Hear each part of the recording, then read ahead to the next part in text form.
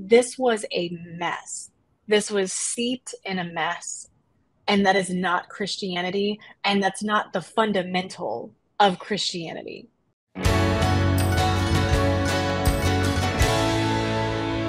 So we've talked about several harmful teachings of the IBLP and how those are misconstrued, how things are taken from scripture or theology to validate or justify those things. And Naomi, you mentioned wanting to talk about how Christianity and fundamentalism was talked about in the docuseries. So yeah, how was that portrayed and what does that tell us? So Kat, I'm curious to hear what you think too. I think I did not think that it was accurate. I didn't think that the words were used accurately. I think it was semi used interchange, terms were kind of used interchangeably. And I understand that different people who are coming on, one, they're going to have different, their own perspective of how they would classify. And some people would use a term and not necessarily really know how they're using it versus how, what it, so I'm not saying this to like criticize any individuals that came on the show.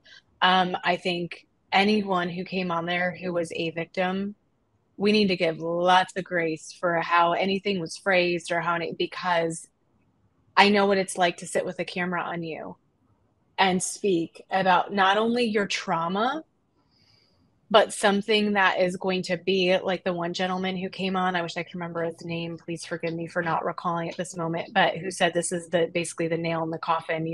No one's talking to me because I'm coming on the show.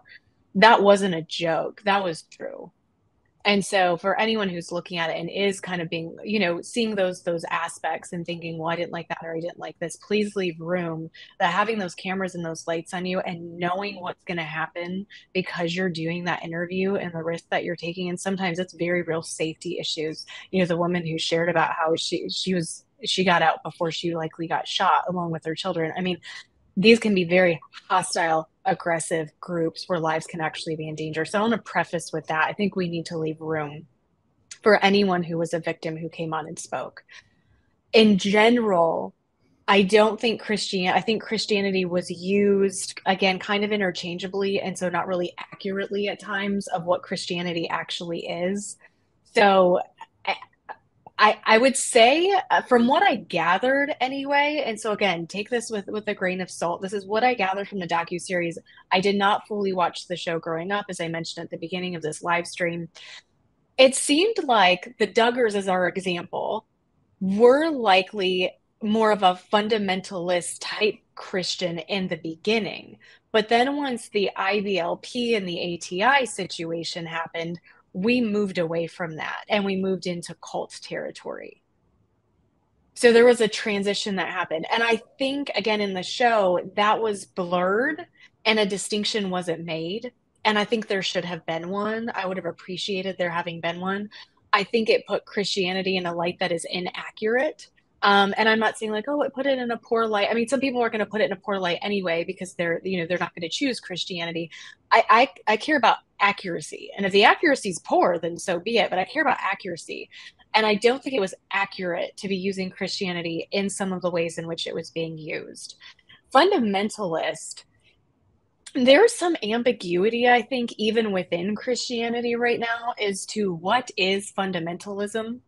So I did go back to, okay, what is an actual definition of fundamentalism, like dictionary definition? I think that's a good place for us to always just start. And then, of course, we have to bring in historical and things like that. But so briefly, I just want to say the definition of fundamentalism is a form of religion that upholds belief in the strict literal interpretation of scripture. The second definition option is strict adherence to the basic principles of any subject or discipline. So, and I see kind of a mix here of like, okay, strict adherence to the basic principles as taken literally in scripture.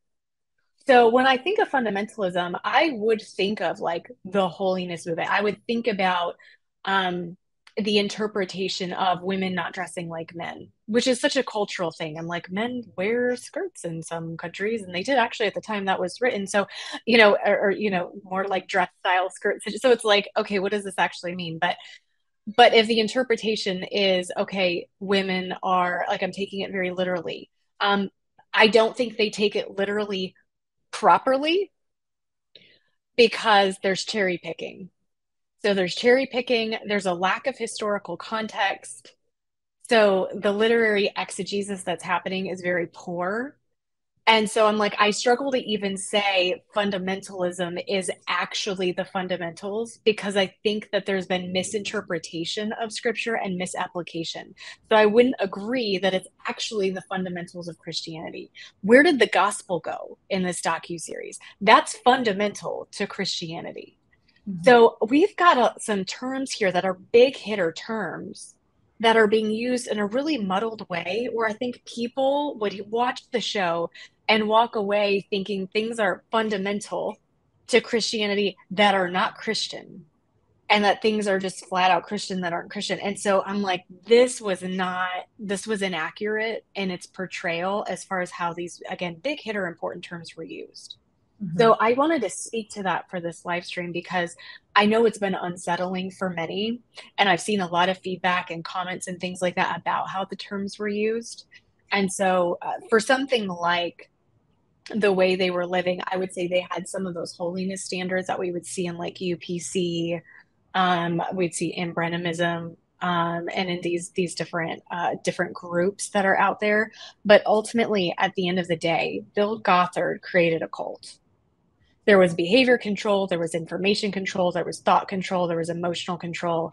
And this led to grooming of young women, undue control over every aspect of life, which is not Christianity. The gospel was lost. I mean, they're trying to create an army. They're taking kids away from their families at young ages, like 14, and having them live in headquarters.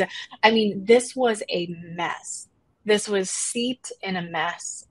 And that is not Christianity. And that's not the fundamental of Christianity. And so we needed to use a proper term. And again, I say that with full grace to our victim survivors who are out there speaking. But big picture, as far as the team that created the show and all of that. And I'm like, I don't even know that they would have been equipped to have done it differently because we didn't have like experts in Christianity. We didn't have scholars as a part of the show or anything to help navigate those things. I was just listening to a different interview this morning where I'm like, these people probably shouldn't be talking about this topic. I think it's too far outside of their wheelhouse. And they're just stepping and stuff all over the place. And I'm like holding my breath, like, oh my gosh, they just said that, but they're trying. And so I think also having humility in what our areas of expertise are and being willing to state that. Again, we're looking at Amazon Prime, we're looking at, so it's like just realistically, I'm not surprised by what I saw. I'm not mad at everybody for it. I think it was a disservice. I think there were inaccuracies, and I'm disappointed that that happened because it's not the message I would want to share. I would not want someone trying to be recruited by a cult and thinking that's Christianity because it's just flat out inaccurate. Like, let's go with accuracy. That's what we're talking about, right? That's why this group is so problematic, is because of all the things that are wrong. Like, in us talking about something that was wrong, let's not talk about it wrongly.